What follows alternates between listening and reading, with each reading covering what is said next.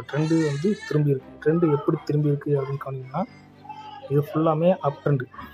இது அப் ட்ரெண்ட். இந்த 3 பாயிண்ட்டை கனெக்ட் பண்ணி வரதுன்னா இது அப் ட்ரெண்ட். இதை உடச்சி கீழே வந்து ரிட்டன் ஆகி மறுபடியும் இப்படி பிரேக் பண்ணுற இடத்துல தான் நம்ம வாங்கணும். இந்த இடத்துல தான் வாங்கணும்.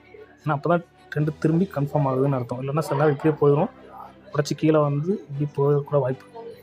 ஸோ அதனால் கேர்ஃபுல்லாக அந்த இடத்துல மட்டும் பார்த்துக்கணும். இப்போ வந்து திரும்பிடுச்சு. அதே நேரத்தில் மறுபடியும் பார்த்தோன்னா இந்த இடத்துலையும் ட்ரெண்டு திரும்புது.